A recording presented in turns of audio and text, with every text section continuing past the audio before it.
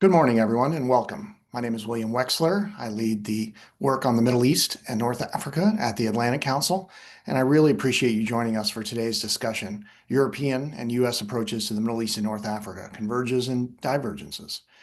Today, the areas of common interest in the Middle East and North Africa for the United States and Europe abound, and yet differences emerge and become quite prominent, whether it is some European countries recognizing the state of Palestine officially, or whether it is differences about how to deal with the war in Gaza, or whether it is challenges about Iran or Syria or Yemen or Sudan or Libya. There are more differences today than we've seen in the past between U.S. approaches and many European approaches. We're here to discuss those differences and try to bridge them if we can, with two deeply experienced voices who bring both policy and on-the-ground perspectives into this discussion. It's my pleasure to introduce our moderator, Ambassador John Wilkes. He is a distinguished fellow with the Atlantic Council and leads the Rafiq Hariri Center's Transatlantic Project. The Transatlantic Project, which was just launched recently, is dedicated to addressing these issues. Ambassador Wilkes plays a key role in strengthening U.S.-European dialogue on the Middle East issues and is also an associate fellow of Chatham House's Middle East program, senior associate member of the Oxford Center for Islamic Studies, and a senior advisor to the Iraq-Britain Business Council and the Syria-Britain Business Council. Ambassador Wilkes served for 34 years on the British diplomatic service, including as the United Kingdom's ambassador for Qatar, Iraq, Oman, and Yemen, and the special envoy to Syria. He therefore brings deep expertise on the Middle East, Gulf security, post-conflict stabilization, Arab media, transatlantic foreign policy. In recognition of his service, he was awarded the Order of the St. Michael and St. George in 2012. Joining him today is Julian Barnes-Dacey, Director of the Middle East and North Africa program at the European Council on Foreign Relations. Julian leads that organization's work on European policy towards the region, with a particular focus on Syria and broader regional geopolitics. His analysis has shaped debates in Europe and beyond, with recent publications examining Europe's role in the multipolar Middle East, shifting regional power balances, and engagement with non-state armed actors. Prior to this position, he headed the MENA practice at Controlled Risk and previously worked as a journalist across the Middle East, including several years based in Syria, Iraq, and Egypt. His reporting has appeared in outlets such as Foreign Policy, Politico, Financial Times, and the New York Times, amongst others. We're delighted to have both of them here today to explore whether U.S. and European approaches to the MENA region align, where they diverge, and what that means for policy going forward. And with that, I turn it over to Ambassador Wilkes to begin the discussion. John? Thanks, Will, and welcome everybody. We are delighted you could join us today. This is very much our launch event, and we're going to be very broad brush in the way we look at the many issues involved in transatlantic dialogue on Middle East and North Africa, whether it's looking at the dynamics in the region itself and the divergences and convergences in policy discussions. For those of you who would like to contribute to the debate and ask questions, please do send in your questions to askac.org. We will have a question and answer session, and we really do want all the ideas on everybody's minds involved in this session today to come forward. I've said to Julian he has a blank sheet of paper to kick off this debate, and we're looking to make sure that we've got all angles covered when we do the follow-up later in other events this year within the Transatlantic Project. So Julian, welcome to this launch event of the Transatlantic Project. You have been a Middle East hand for a long, long time. We've worked together in previous incarnations, and I'm delighted you can be our initial and very outspoken and provocative speaker for this session to get people thinking and questioning. So over to you. John, thank you very much for having me, and thank you to William and the Atlantic Council. And it's a real pleasure to be with you and to be part of this conversation. I'm very happy to throw out some initial reflections and thoughts on where we are in terms of US-European ties towards the Middle East, but clearly there's a lot to unpack, and happy just to put some initial thoughts on the table and then to dive into a more focused conversation. Why don't I just start by making 3 points? And I think the first is that certainly from a European perspective, it seems to me that there is a bigger strategic gap between the US and Europeans towards the Middle East region than really we've seen for a long, long time.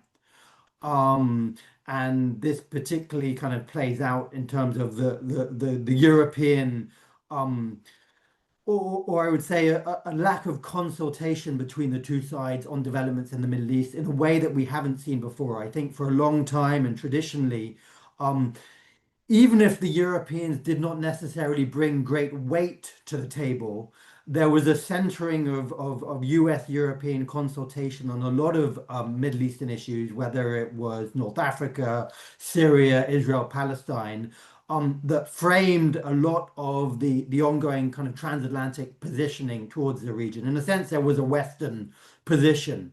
Um, and I think certainly from a European perspective, there was a sense of we will follow the Americans. The Americans are the ones that guide Western policy towards the Middle East.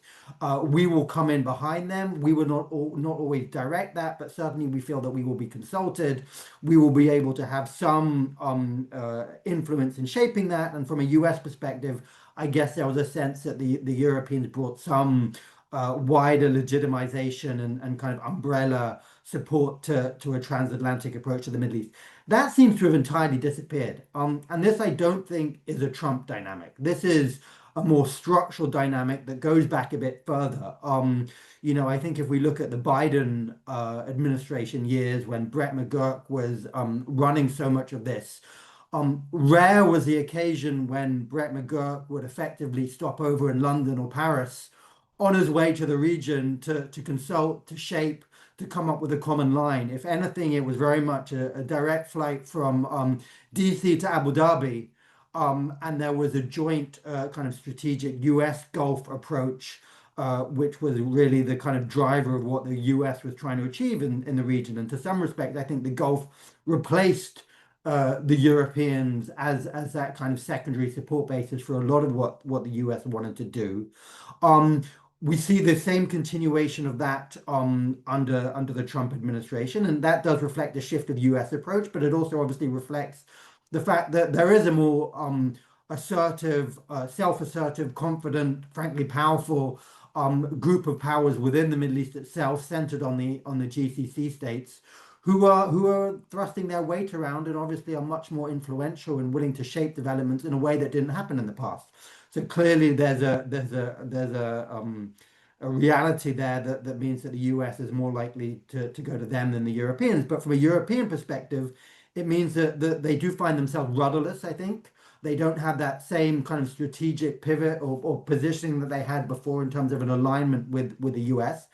And frankly, we see them marginalized and irrelevant on a lot of the key issues. My understanding is that the US administration today does not want the Europeans involved in the Gaza conversation.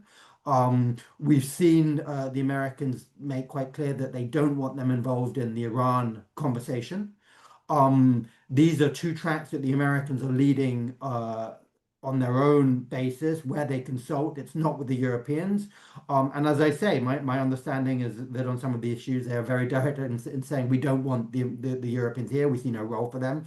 On Syria, on North Africa, and other places, there is no sense of strategic alignment and consultation and partnership. So I think this is obviously it says that the transatlantic position on the Middle East is not very great at the moment, but is obviously mostly a problem from a European perspective, because the Americans are advancing in a sense in a context where they don't believe they need the Europeans.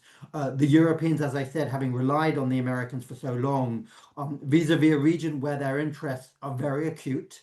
A region that has shaped the European political and security landscape in such acute ways, are suddenly not in the mix and are struggling to find their own way. That, I think, brings me to the second point, which is actually, I think that despite this kind of gap and the strategic division we do see, ironically enough, I would say the Middle East is actually a place where there is probably more space for convergence and alignment than in many other areas of the world today. And obviously, this is a slightly tricky moment for transatlantic ties, reflective of the Trump administration's global positioning and the kind of the new balance of power more broadly. But I don't think the Middle East is like Ukraine, where you have the Europeans and the Americans pushing in different directions, both at a top line level prioritize kind of a resolution to the situation in Gaza and some kind of track between the Israelis and the Palestinians. There's a desire to address the threat and the challenge posed by Iran. Frankly, both sides are talking about the migration issue. There are shared strategic priorities there. And I think, funnily enough, in both the recent kind of strategic publications or positionings that we've seen on this, in terms of both the US national security strategy, but also the European, the EU Pact for the Mediterranean, which just came out recently, which is a kind of guiding document or new strategic approach to the Mediterranean, you see a lot of convergences. There's a shared prioritization or focus on peace, on stability. There's a desire to prioritize economic development. Both sides are talking about a move away from interference in kind of domestic governance issues in the region. Trump is saying that very overtly. The Europeans are framing this as a move away from conditionality, more of a kind of partnership-based approach. And again, there's obviously a shared focus on migration. Now, again, they come at it from different lenses. I think the Americans are now focused on what migration is doing to Europe, and there's clearly a kind of language of culture and national identity. The Europeans look at it through a slightly different lens, but it's clearly a shared priority. On top of all of that, you have the issue of radicalization, and there is this question mark about what's happened in Gaza and where that is going to lead. We've seen a series of attacks globally, in the last few days, most tragically in Australia, but we've seen stuff in Manchester prior to that, and also in the US and other places. These are all areas where there is transatlantic convergence in terms of a shared focus and a shared interest. This is not the strategic divergence, I'd say, that we're seeing in Ukraine, where really the two sides are pulling in different directions. I guess the caveat to all of that, or the question that is left unsaid, is how much the desire for the Trump administration, their kind of strategic focus on where they believe Europe should be heading in terms of its own inward focus, its own identity. It's obviously talked in the security strategy of pressuring a certain agenda on Europe. How much that kind of overcomes everything in terms of the desire to work together on other global issues. And I think, the question for you, John, and for others in the US, the extent to which actually cooperation on other global issues, such as the Middle East, might hinder their desire, the Trump administration's desire to push Europeans on other issues in a certain direction. Thirdly, John, and just finally to kick this off, how if there is a gap, and there is nonetheless some kind of strategic convergence on some of these big issues, what would it take to try and kind of push the two sides a bit more closely together? How do you get this added? Is there added value, and how do you operationalize that? A bit like, I guess, everywhere globally, John, and you'll know this well from your own experiences, I think this is a question of whether Europeans can make themselves relevant to get in the mix. There is a question mark now about if the Europeans have been squeezed, pushed aside, they're not part of this consultative strategic agenda setting. How do they get themselves into the mix again? How do they make the Trump administration, US officials take them seriously? Both in thinking that they can work, the two sides can work together, but also in setting agenda whereby the US administration feels that they need to take the European position, interest, and agenda seriously. And I think there's a few ways that could possibly be done. I mean, I think one is obviously, as ever, the need for a greater kind of European willingness to be self-assertive and to kind of throw their own weight around. And that's something that the Europeans are very bad at doing in this kind of new geopolitical age. Obviously, the European position is perennially harmed by internal divisions. And within the EU bloc, between European states, whether that's the EU and the UK and Norwegians and whatever, but that is a hindrance as ever. But we've seen that most acutely over the Israel-Gaza situation, where really Europe has been completely incapacitated to do anything because of its own internal splits. This, despite the fact, that Europe is Israel's biggest trading partner, most important economic partner. It has a huge influence over the Palestinians in terms of the aid and the relationship with the Palestinian Authority. And yet it's been wholly unwilling and unable to use that in any strategic way. Europeans don't have a geopolitical role. The Pact for the Mediterranean reflects a kind of economic trade-based approach to the region. Europeans need to be prepared to use that in much more assertive ways. I think a second way that they can get into the mix is actually better selling their added value to the Trump administration.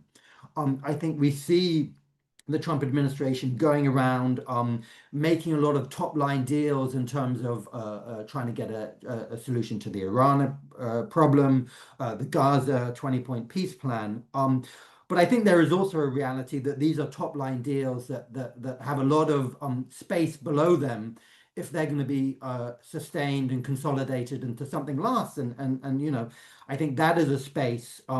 Call it a kind of technical backstop or what have you, but this seems to be a place where the Americans don't necessarily have the capacity, the focus, the desire to really kind of roll up their sleeves and kind of own this in a longer term way. And I think these are the kind of places where the Europeans can come in and say, look, yes, we want to reform the Palestinians. We're going to do that. Yes, you want to stabilize Syria. Fantastic that sanctions are going to be restored, and the US is very involved in the Syria-Israel track. But there is going to be no economic stabilization, inward flows of money, private sector engagement, unless the Syrian state is able to take forward some of the necessary financial reforms and things like that. These are the kind of things that Europeans are good at. They have the expertise at, and frankly, not even the Gulf states are that interested in. There's frankly, if the Europeans are not going to do these kind of technical backstop lines of support, I'm not sure who will. So I think there needs to be a message, and there can be a message from the Europeans that we want to help Trump secure and cement these deals. And we're prepared to roll up our sleeve and put resources into doing the kind of stuff that will be needed to sustain them that you don't have an interest in doing. I think a third area where Europeans need to be a bit more strategic is instrumentalizing their partnerships with the GCC states in a more strategic way vis-a-vis the Trump administration. I think Trump's ears are clearly open to the GCC leaders, and there's a lot of back and forth and kind of influence being deployed through that channel. I think there is a European interest in having more of a common approach with the GCC states in their approach towards the Trump administration. I think there are a number of issues where actually the Europeans and the GCC states, or at least some of them, probably have a greater convergence than the GCC and the Trump administration do at face value. And I think you can see this in Gaza, Palestine, Israel dynamics, where obviously you have a US desire for peace, you have a US desire for Israeli-Saudi normalization, but you have a Saudi approach towards the Palestinian issue in Gaza, which is probably closer to the Europeans than it is to the Trump administration. And I think through the French-Saudi initiative and through broader kind of EU-European Gulf relations, the Europeans were able to move Trump on some of his positions on Gaza. We had an initially, I think, more maximalist US line that was more synchronized with Israel in terms of the fate of the Gaza Strip, the Palestinians within. And I think Trump's movement towards a position in the 20-point plan where he was talking about Palestinians remaining there, where he was talking about Palestinian eventual ownership and eventual Palestinian-Israeli political process and potential state. This is, I think, one of the areas where actually kind of joint Gulf-European partnership made a difference in terms of having Trump's ear and moving him in that direction. I think conversely, if these are the kind of things that the Europeans need to do, I think from an American perspective, clearly there is a desire to keep disengaging from the Middle East. The Americans don't want to continually be sucked into challenges and problems in the Middle East. But we see a region that is still afflicted by severe challenges. And stability is a long way off. There are multiple overlapping conflicts playing out. And there is a continued risk of further escalation. And I think kind of the Iran-Israel one is a place in a kind of perfect example of that, where one could easily see new conflict erupting in a way that could draw the Americans into this. And I think there is the question is whether the Americans could see a space, a desire to get the Europeans to take more of the load, to say to the Europeans, actually, we want to partner with you more on some of these issues. We expect you to take more responsibility, to do more burden sharing. Yes, we see the value in terms of you propping up some of the deals that President Trump is trying to orchestrate from a top-down basis. But as with Ukraine and elsewhere globally, that will depend in turn on the Europeans saying, okay, we will put resources on the table. We will assume a more geopolitical role. We will be willing to take more military and security risks and so on and so forth. But I think, as I started, John, and as I'll end, there is, I think, a strategic gap at the moment. It's not that there are strategic differences necessarily in the Middle East, but the partner of choice for the US is now the GCC states rather than Europe. I think Europeans need to thrust themselves back into the mix. It's an area where there are strong European interests. And I think there is a common acknowledgement across Europe that, as elsewhere globally, they do need US leadership to help resolve a lot of these issues. But there should be more of an acute sense that unless Europeans are prepared to do more on their own kind of basis, European interests aren't going to be taken into account. So why don't I stop with that, John, as some initial reflections? Great, thanks, Julian. My initial reaction is, I think you framed this really well. There's a lot of potential here for transatlantic cooperation to deliver more in the interests of all in the Middle East. And I'd just like maybe to start off with the question that you've really highlighted the need for Europe to make clear what its value add is to a US administration that is in the end saying to allies, we need you all to step up and be more load bearing. And that is as true in the Middle East as it is true on Ukraine and other theaters. Just give us your views on the different aspects of Europe stepping up to say to the US, we can do this, because there's the European Union as its institutions, there's its main member states, and I'm thinking of France, Germany, Italy in particular, but not limited to those three. Then you've got wider Europe, you've got the UK, you've got Norway, you've got Switzerland. Just give us some sense of where you think right now Europe, in all those different dimensions, is adding value, and where it could step up. Should it be through bilateral relationships with leading European countries, or should it be the European Union institutions?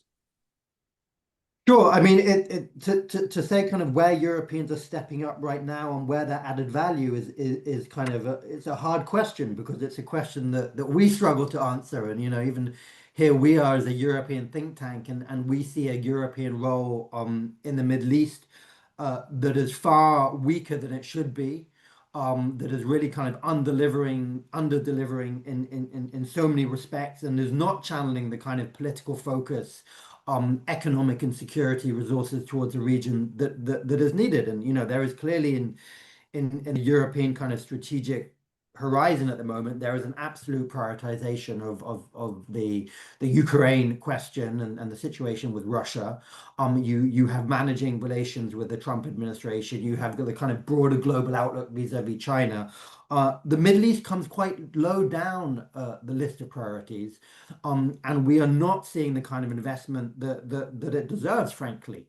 And I think that's a real weakness of the European position at large.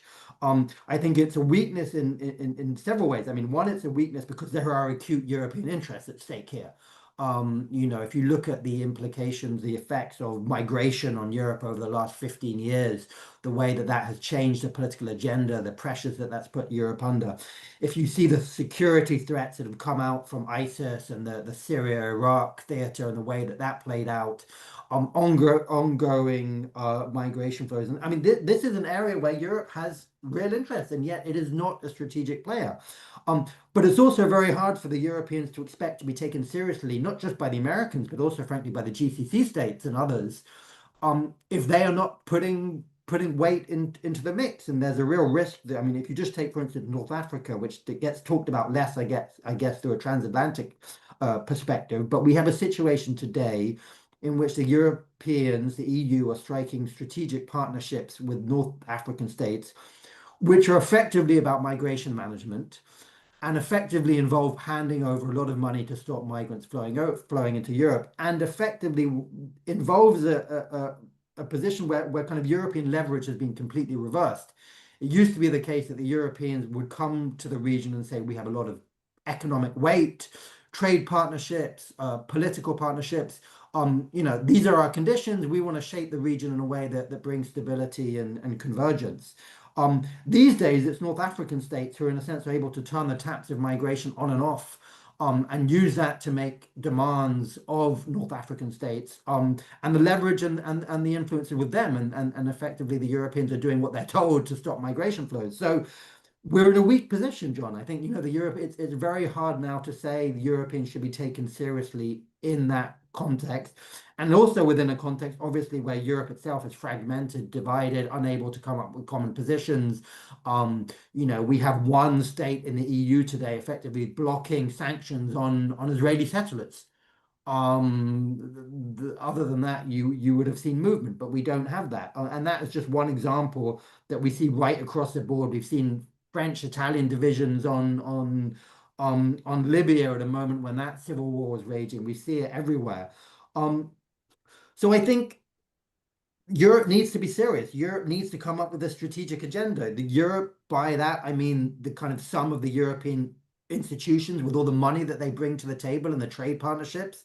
I mean the kind of strategic partnerships that you see in the kind of E3.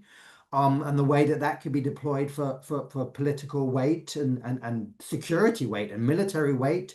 We see the likes of, frankly, the Swiss and the Norwegians with their close relationships and mediation tracks and their willingness to talk to people and get into the mix that even the Trump administration is now doing. I mean, the Trump administration is willing to talk to Hamas in a way that the US wasn't willing to do before, is willing to talk to the Iranians. So there are added values from different member states or different European states in these kind of areas. But are Europeans prepared to come behind a strategic agenda? Are they prepared to put resources on the table? We have a new pact for the Mediterranean, which could well be worthless if it isn't given the kind of resources that it needs to make a real difference. If there are ongoing problems in the Red Sea, will the European monitoring mission and the naval monitoring mission become more seriously? Will, in some, the GCC states, the US look at Europeans as serious actors who are prepared to deploy political, economic, security weight in a way that they're just not prepared to do at the moment? It's a real black hole vacuum, place of vacuum for the Europeans, and it's something that we struggle with a lot. Thanks, Gino. And one of the things that strikes me is that Europe has traditionally waited for a US lead, but in fact, the US is saying, step up, take the initiative, whether it's the European institutions, or it's the big European countries, or it's those that are involved in track 2 and mediation. I think on Gaza, it was interesting that yesterday and the day before, there was the CENTCOM meeting in Qatar, looking at this international stabilization force. Plenty of Europeans in the room, and indeed some European countries committing more forwardly than others to contribute to that. And then there's always the question of money. I mean, traditionally, the European Union in particular and its big member states were expected to fund stabilization development processes. Today I'm in Brussels. I've just been actually sitting with current and senior officials in both the institutions and bilaterally with the Belgian Foreign Ministry. What's interesting to me is there's plenty of thinking about what value Europe could add, but it's got into this habit of just waiting for US leadership. And I think one of the messages that you've brought out very clearly is you just need to sit down and show what you can do. Bring something to the table, whether you're a member state or a European Union institution. Now, I'm just looking at some of the questions that are coming in. One that we've touched upon, but maybe you'd like to say a little bit more, is Iran and nuclear proliferation. This is a common interest. This is where Europe operated very much as the E3, so that's Germany, France, and the UK. We're now in a new phase in terms of relations with Iran, but would you like to say a little bit about how you think Europe can add value on the Iran file, whether it's the nuclear ballistic missile or regional proxies? I mean, I think this kind of exemplifies the struggle that Europeans are now facing because they, having played quite an important, meaningful role in ushering forward the deal, the JCPOA that was struck under Obama, have now been squeezed out entirely. And I think this is one of the areas where the US administration is not looking for the Europeans to take the initiative and to get into the mix. This is an area where the Trump seems to want the Europeans to just stay out. So on the American side, there isn't a sense that the Europeans can add value, and I think that is replicated on the Iranian side these days. I think the Iranians see that the Europeans failed to live up to their commitments under the JCPOA, did very little during the first Trump administration when Trump pulled out of the deal in terms of upholding their side of the bargain, and have now aligned themselves with a more maximalist Trump administration position that kind of cuts out the usefulness from an Iranian perspective in using the Europeans as interlocutors. I think there is, obviously a strong European interest in having this issue addressed. Nuclear proliferation is seen in a very serious way in European and in E3 capitals. But I don't think it's going to be the same kind of approach that we saw in the past. There is very unlikely to be a scenario in which the Europeans and the Americans and the Iranians are coming together to construct some kind of deal. I think everyone recognizes now that it will have to be a direct Iranian US track if this is going to materialize. And in many ways, the ball is in the Iranian court now in terms of whether they are prepared to kind of talk to Trump and open that up. And I think that the Europeans can encourage the two sides, can try and support the two sides and push them in that direction. But they don't have the same kind of incentive structure, role, coercive elements, including, by the way, having deployed and effectively used their kind of snapback card with the Iranians in the UN Security Council, having played that, which was a card that they could have held over the Iranians to try and prod them along in a certain direction. But having snapped back UN sanctions, the Europeans don't have that card over Tehran any longer. So they don't have the ability to shape it. I think as I say, I think they can do two things. One, they can support, encourage, work with the likes of the Gulf states, the Qataris at the moment, to try and create the right conditions for renewed diplomacy and to take a common message to both sides. I think, again, like I was saying before with the Gaza deal, the second added value is potentially in the scenario where one gets a top line deal between the Americans and the Iranians, it is likely to be a one-pager, a 10-point plan or a 20-point plan that then needs a lot of work to actually make it operational and make it stand up to the pressures and the needs of controlling nuclear proliferation. And I think, again, this is one of the areas where the Europeans have a lot of expertise. They bring a lot of weight to the table, and they can potentially help the Americans to say, look, these are the conditions that need to be met. Trump has got agreement. He's created the strategic opening. But if we're going to get a deal that lasts, these are the areas that we've been working on for 25 plus years. These are the areas where we need to have our expertise brought to the table. Thank you. It suggests to me, and I think you're right in this, that maybe on Iran, for the time being, there's probably less room for Europe to add value. With Gaza, contributions to the stabilization force, contributions to reconstruction funding, supporting the PA, although politically, there is a divergence there. There could be more room for cooperation. One thing, I mean, you touched on it, and it's coming up in the questions as well. We've got the issue of migration across the Mediterranean. You touched on it earlier. It seems to me that, for the US, they would expect Europe, which is, if you like, the main area where this migration from Middle East and North Africa is heading, to deal with this problem. And the US would say, we've dealt with it when it comes to Latin America. Do you see any moves by Europe to get serious about managing migration and doing so in a way that could be seen to be dealing with issues in its own region?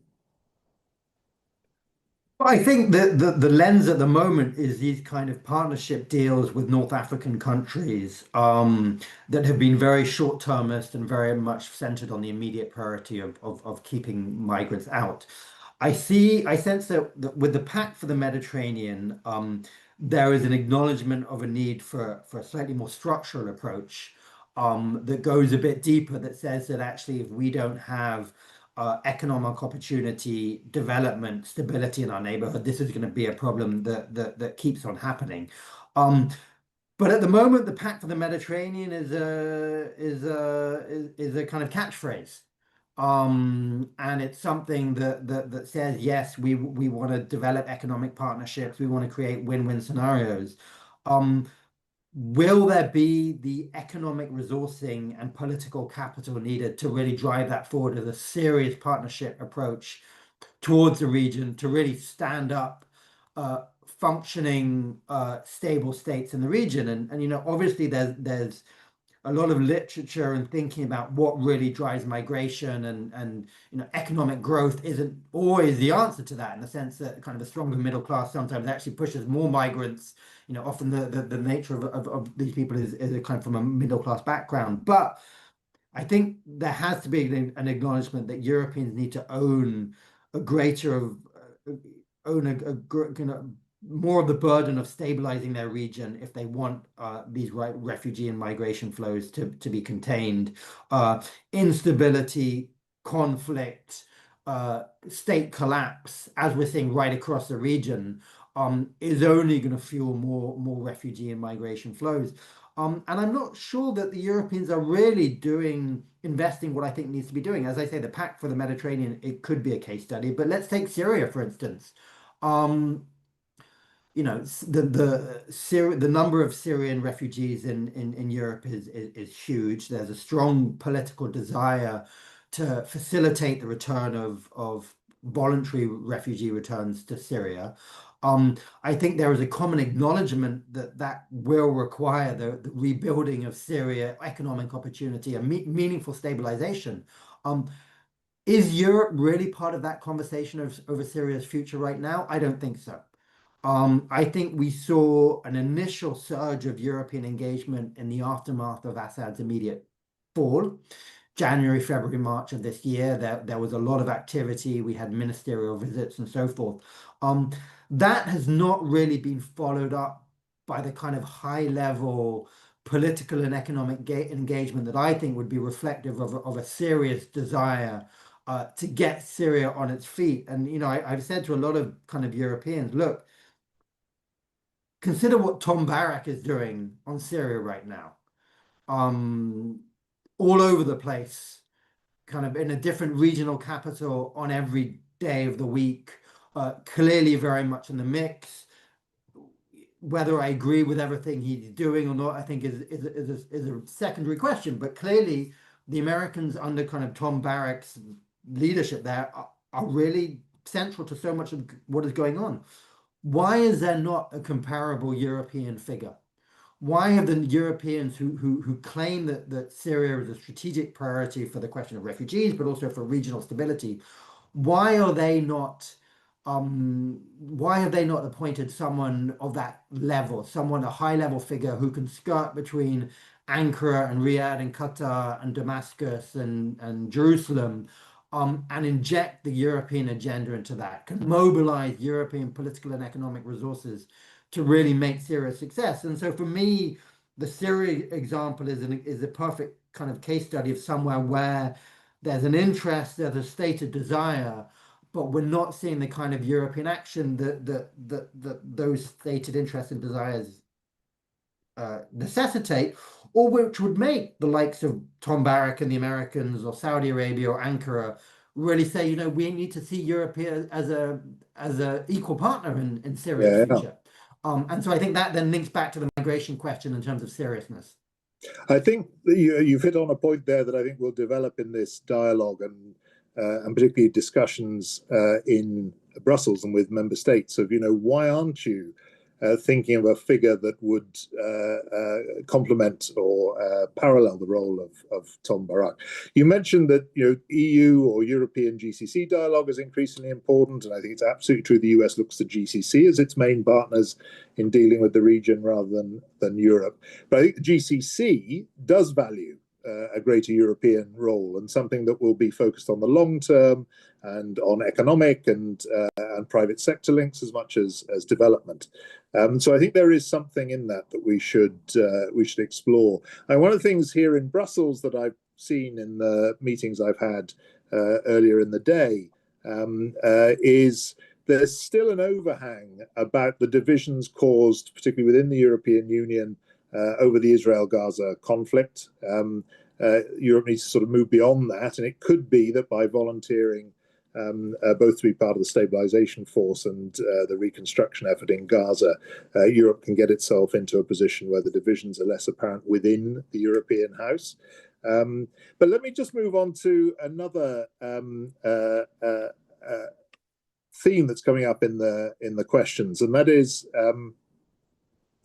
we can expect, I think, an increase in radicalization and an uptick, if not, a major increase in terrorist violence that is a product of that radicalization. And that is as much about European social cohesion and security threats as it is about the relationship with the region.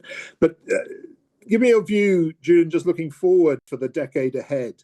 Is this going to be an area of division between the US and Europe, or is this a potential area of convergence? I mean, clearly there are common security threats, action against Islamic State in Iraq and Syria and elsewhere, the Sahel possibly is as well.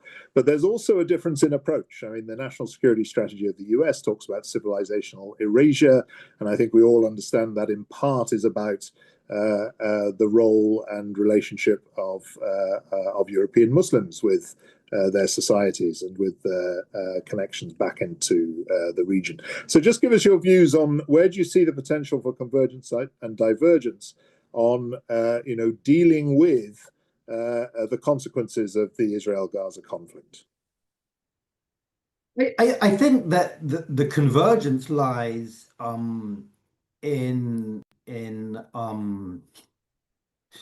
I think this is a problem that is likely to play out more significantly within Europe than the US. And I think that there's a likelihood and a strong possibility that actually this is the kind of area where you'll see the US pulling back and saying this is a regional problem, this is a European problem. We've talked about withdrawal. You're not going to see a new counter-ISIS type scenario unfolding if you have new eruptions of this kind of situation on the ground in the region, and the Trump administration will probably say to kind of the Europeans and the Gulf, if it's happening in your areas, you have to deal with it.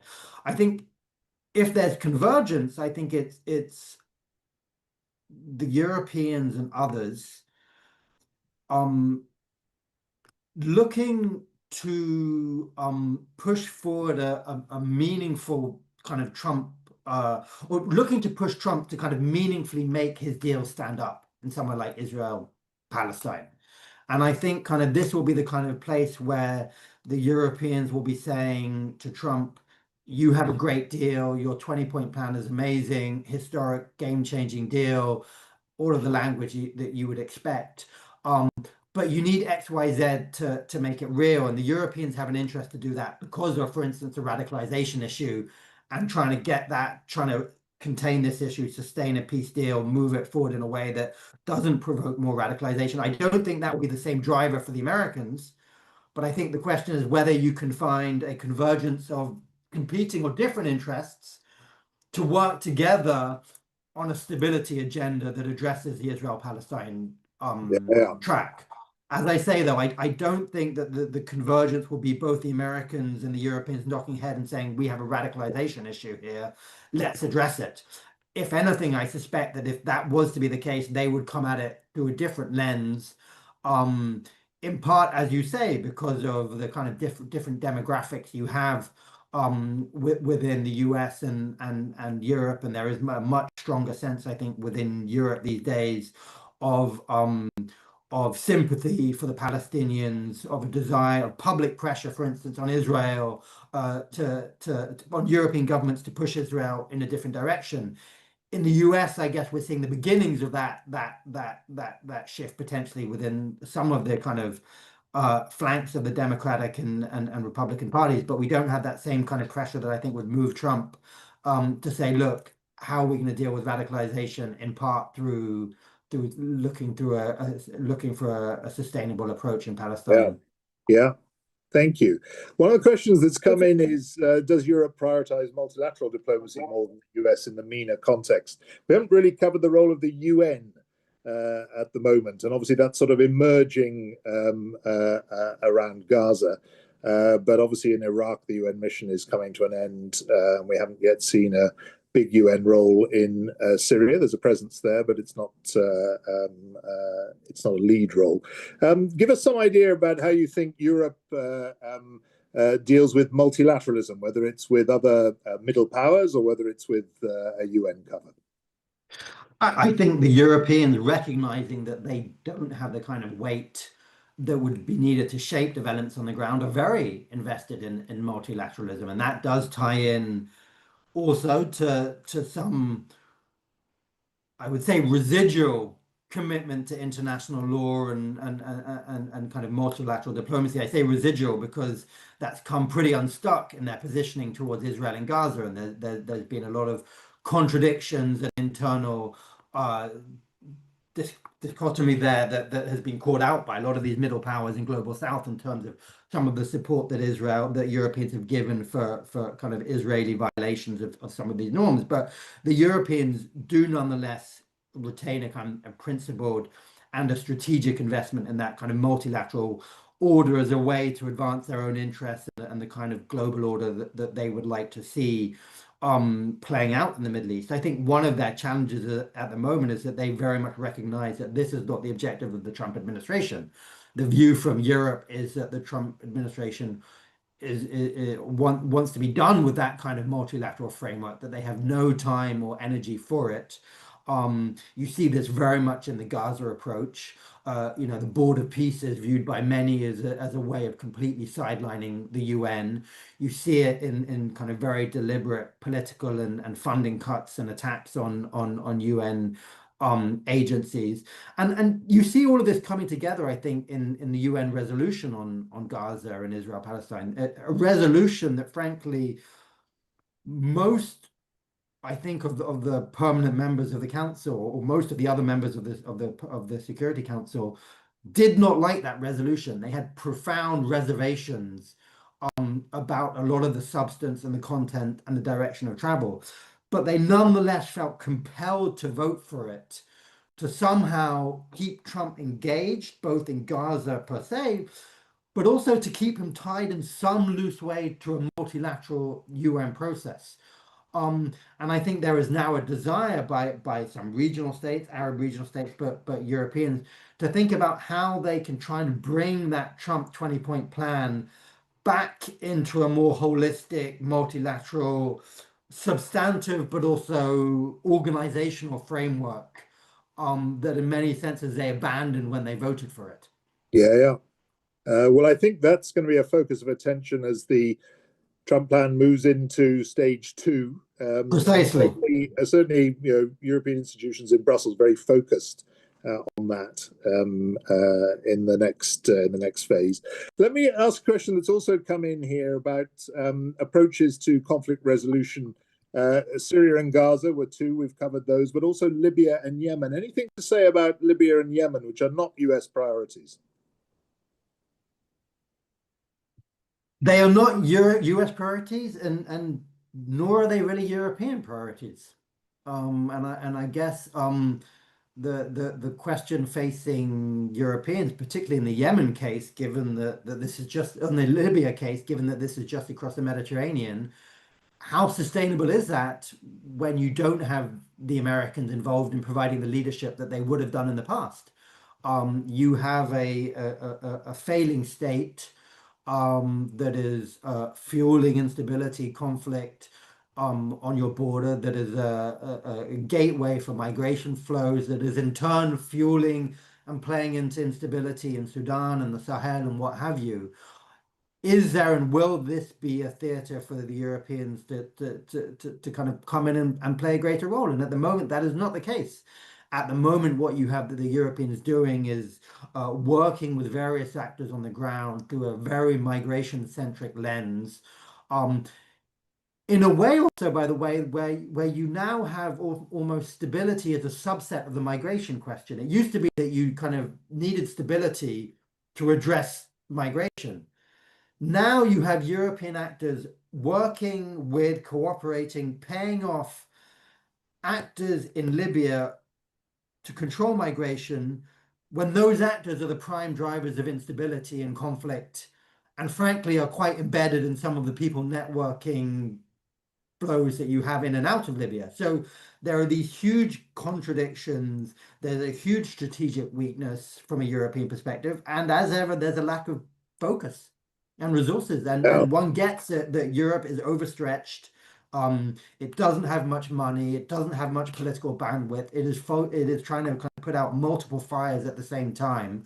But the European approach to the Middle East at the moment is one of containment. It's not about strategic addressing structural issues. It is how do the East is where we have a strategic European approach that wants to get to the root of the problem, that says we have a common strong position, we're not going to let it go.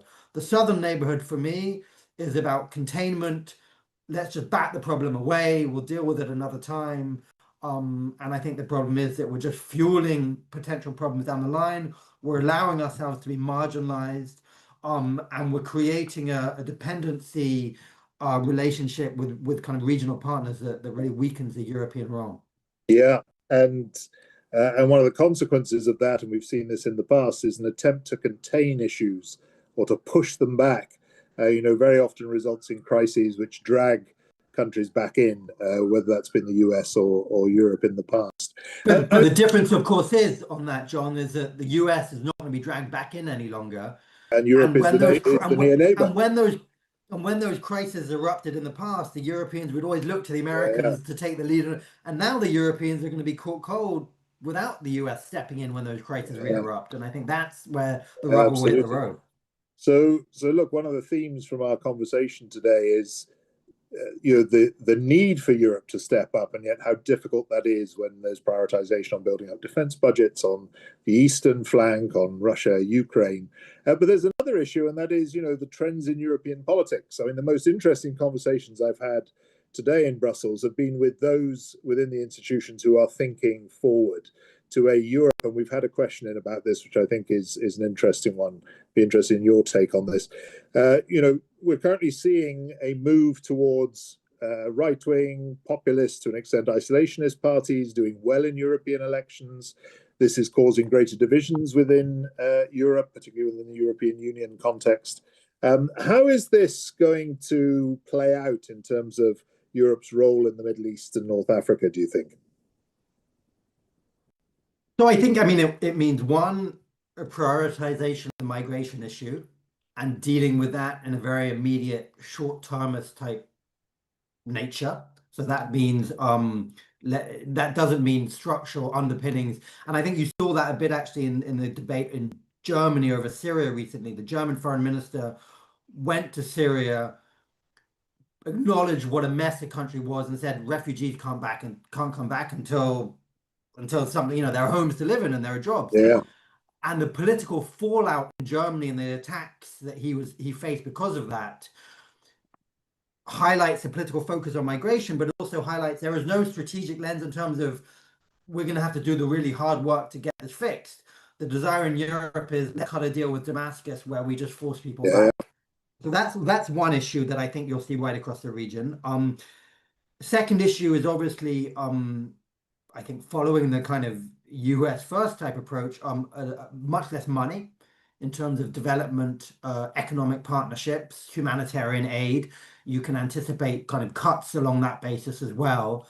But again, then the question is asked, of course, the US has an ocean to cover itself from the implications of that. Europe will be cutting back assistance, aid, development support to a region that is on its doorstep and where the knockover effect of state collapse will be much more direct.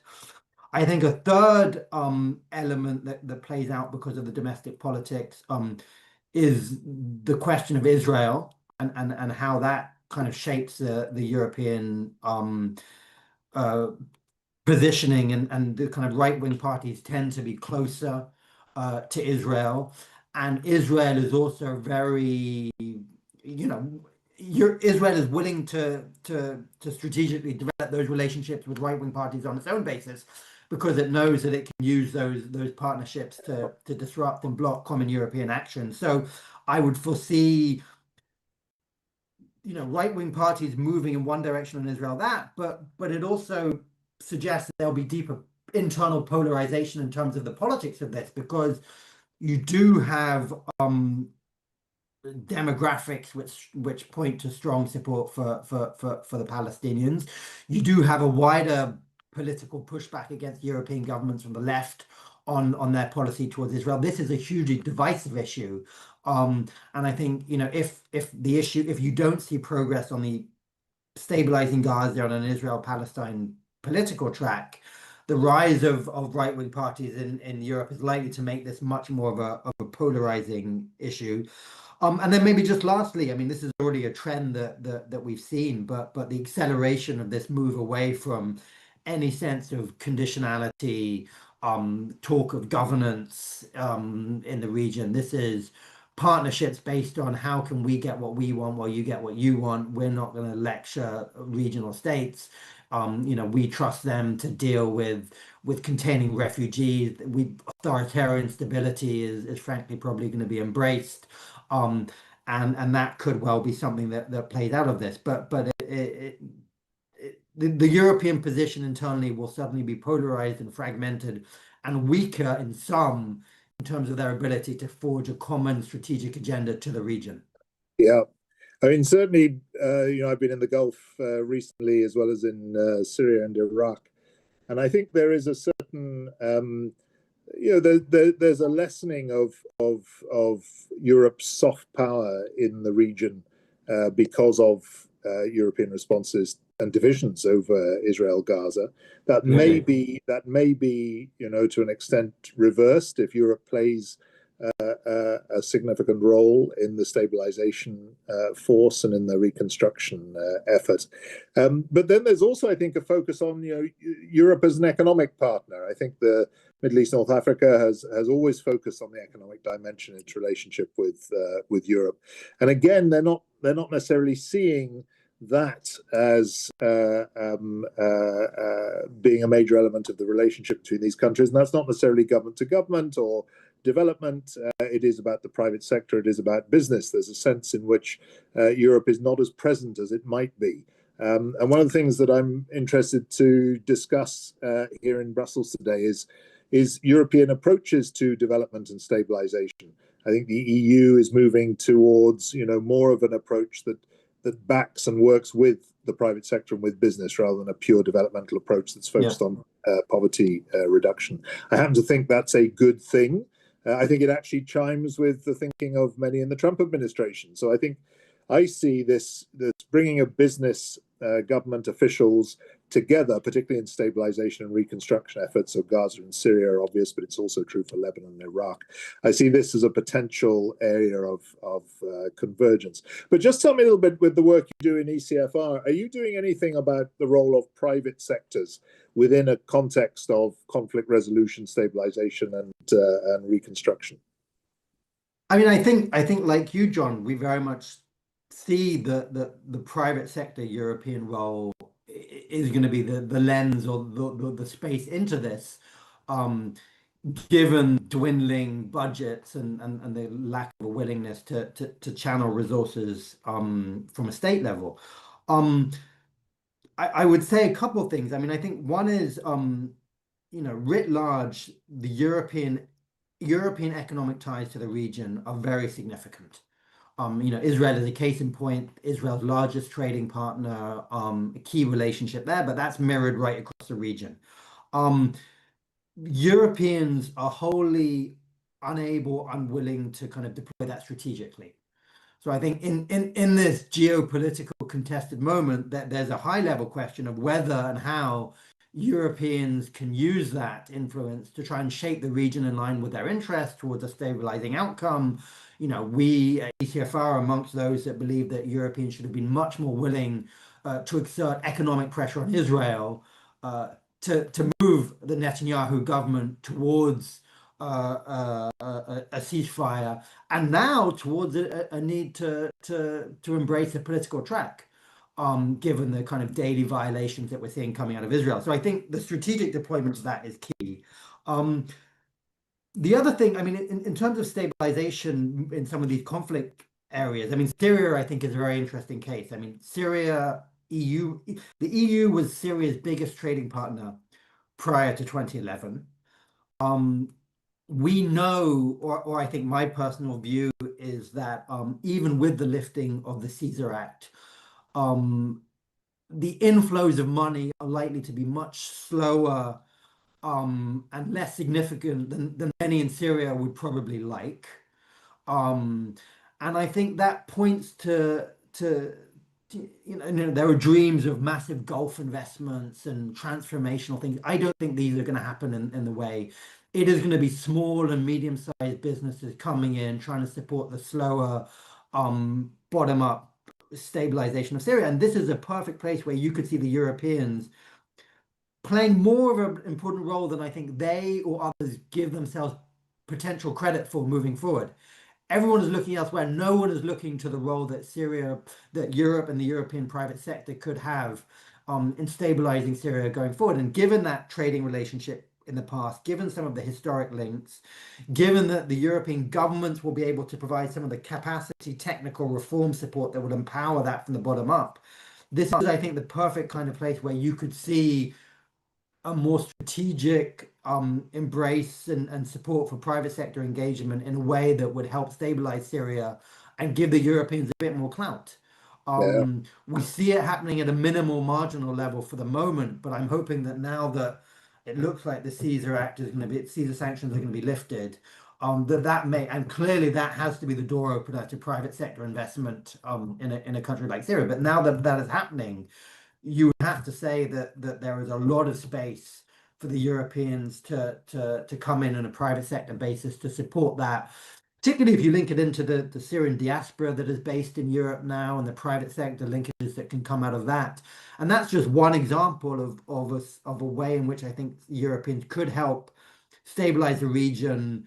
You have you have a Meloni approach, which is tied to the Pact of the Mediterranean, very much of supporting private sector engagement right across the region. I think that is a very smart approach that could be empowered through the Pact for the Mediterranean. But it will need facilitation and support, I think, from a state level. It will need European guarantees. It will need European reassurances. It will need European government support on the ground through, I mean, you'll know this from your roles as ambassadors across the region in the past. I mean, these are tricky operating environments. And I think Europeans can leverage that to also press some of the necessary reforms out of host governments, because that will be critical. And again, I'm not sure any other country, any other bloc is going to be doing that. Who is going to be going to Damascus or Tripoli or what have you, saying, look, if you want private sector investment, you've got to have these banking laws implemented. You've got to be dealing with the regulatory environment. You've got to be dealing with corruption. I think Europeans are the only ones who are going to be doing that in a way that could prove hugely advantageous, both to the interest of the country themselves, inward investment flows, but also to European private and strategic interests.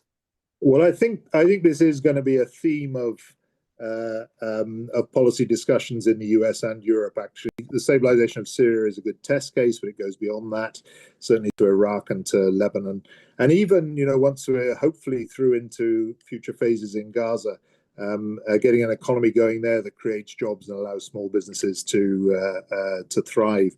I mean, certainly in this transatlantic dialogue that we'll be running for Atlantic Council, I want to make sure that business is in the room with government and officials, because as you said, particularly in stabilization, post-conflict scenarios, there's a role for both, but both need to understand what the other is bringing and to encourage a dialogue at an early stage about how you can make economic reform happen and creating a better business environment.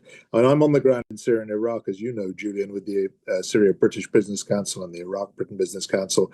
And we're very much about not just making business happen, but happening in such a way that encourages the local authorities to improve the business environment and the investment environment, because they know that's the way to create jobs, to stabilize and hold a country together. And I have to say, Syria, which recognizes the enormity of this challenge, talking to the leadership in Damascus, I think they realize that if they don't get the economy going across the whole of the country, there will be no unified Syria, that it will split up into cantons with militias and mafias, essentially, and they can say goodbye to that vision which they have and which we all support, to keep Syria together. And the economic dimension, I think, will be really important. Obviously, security is vital as a precondition, but then you need to build on that very, very quickly. We've just got enough time for a couple more questions, but thank you, Julian, for really covering the ground. I think, we've got a huge agenda for this dialogue in the months to come. One is obviously about China, but it's also tied to a question about what are the risks, actually, if Europe doesn't step up, and if the divergences between US and Europe are not bridged with any of these new ideas we've been discussing in this conversation about producing new coordinated action. What about Chinese influence in the region? Is that one of the risks if the US and Europe don't collaborate more, that China will take advantage, or other countries? And would that be a negative development? So I think from a European perspective, the risks of not stepping up are very direct and very clear in terms of their ongoing marginalization and inability to shape their immediate neighborhood, and the kind of destabilizing, or the implications of instability. From a broader strategic perspective, I think it does. It would be part of a wider sense of drift of Europe in the new global order, that will be picked up on by other middle powers and other blocs, as a sign of European weakness. And I think that is not necessarily going to drive China to do more in the Middle East, but I think that the inability of Europeans to step up in their neighborhood will be seen as a sign of European weakness, and clearly the likes of the Russians are already trying in quite direct ways to deepen their own roles in some of these areas in a way that can be used to challenge Europeans. And we see this in Libya, we see this now in the Sahel, and potentially in Sudan. I mean, these are vulnerability points in Europe's strategic underbelly that the likes of the Russians could use. I think China is, I haven't followed this that closely. I think, for the moment, the Chinese seem to have been content to stay out of the Middle East in a more pronounced way. I guess effectively recognizing that the Americans can own this mess, and why would we want to bog ourselves down in a way that creates a challenge to our own. But we have seen them doing things. There was obviously the Beijing agreement between the Saudis and the Iranians. We see the Chinese talking to the Houthis and striking their own deal for Red Sea passageway. We see deepening AI and economic relationships with the Gulf. And I guess it's an unanswered question in my own mind, the extent to which one should look at the Middle East through a lens of great power competition and be going up against them and trying to compete and push back, as opposed to saying, well, in a more contested global order, maybe there's a shared interest in actually having a stable Middle East. Everyone has an interest in global energy prices, in open maritime routes. Perhaps actually this is an area where we can find some kind of global convergences that allow us to stabilize the interest in a common way. And I think we've seen more pressure coming out of the Trump administration on some of the Gulf states, the GCC states, to pull away from the Chinese on some of the AI and economic and security stuff. So that seems to be moving in the other direction, and I think the Europeans will be happy to join that bandwagon. but we'll have to see whether the Chinese decide to step in a more assertive way, in a way that goes beyond the economic partnerships that seems to be their avenue of choice for the moment. Yeah, yeah. Well, look, we're coming to the end of the session, Julian. Thank you very much for covering the ground. The one issue maybe we haven't talked about, we can finish off with, because it is related to the China relationship with the Middle East, is energy. Obviously, Europe is increasingly a customer for Middle East oil and gas, particularly trying to decrease dependency on Russian gas supplies. And the dialogue, I think, is moving to a more mature phase between GCC oil and gas producers and Europe on the balance between energy security, pricing, and energy transition, dealing with climate change. This will always be an important dimension, I think, in terms of how Europe in particular, and the US also, deal with that region. Do you see prospects there for divergence or convergence? I mean, obviously the Trump administration's approach to climate change and to net zero transitions is very different. But do you see anything there that could help bring US and European approaches to the Middle East together? Well, climate and energy is actually one of the points I didn't raise when you asked about the rightward shift in Europe and what that will mean. The climate agenda is already under severe pressure within Europe, and we see moves away from that as we've seen elsewhere. So arguably there will be a similar kind of transatlantic move away from the more focused climate agenda of the Biden administration. Whether we want to support that as a point of transatlantic convergence is, I think, up for discussion.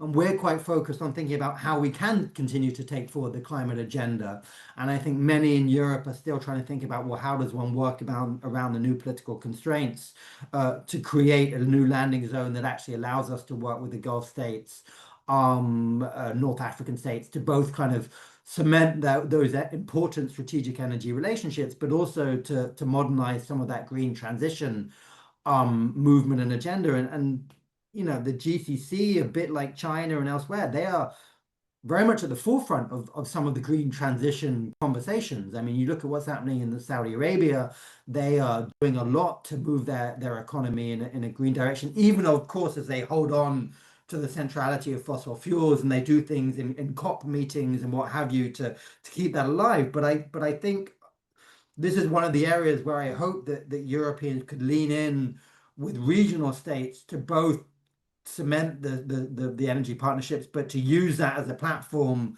to take forward a green transition agenda, which I very much think is in the kind of common Mediterranean interest.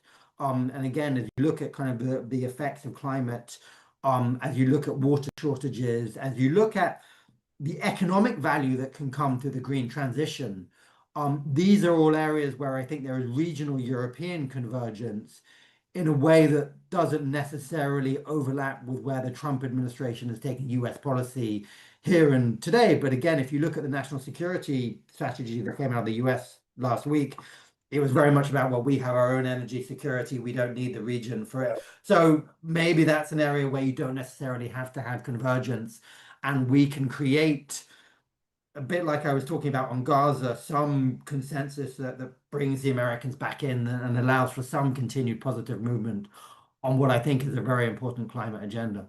Yeah. Julian, thank you very much. I'm going to wrap it up now, but I think we have discussed a very broad agenda with some very clear points that we can follow up on. It strikes me that there's a big agenda for Europe in making itself useful, but also being strategic in its own interests and its interactions with Middle East, North Africa. I think making sure that governments and businesses are working together on not just on stabilization issues, but on future economic development of those countries that are relatively secure and stable. I think also there's an issue here around making sure that those who are active on the ground in the relationships between Middle East and North Africa and Europe and the US are part of this dialogue. So we'll be taking this on to roundtables and events with policy makers. For those who've contributed questions, we've tried to cover those, and please keep the questions and comments coming, because we want to make sure that we've covered the whole of this agenda as we pick out then certain topics to follow up on. But we will be continuing in the year ahead to be hosting events online, hybrid, and in person. We'll be doing so in Washington, DC, in Europe, and in the Middle East region. I'm spending about half my time in DC. I remain UK based, but I will be in the Middle East for much of my time. In the half of the time I'm not in Washington, DC. So I'm looking forward to picking up on a lot of the threads from this conversation. And with that, Julian Barnes-Dacey, Middle East North Africa Director of the European Council on Foreign Relations, thank you very much for setting off and launching our transatlantic project on dialogue between the US and Europe on the Middle East. I think we have plenty of food for thought, and it's been a very stimulating session. Thank you very much. Thank you, John.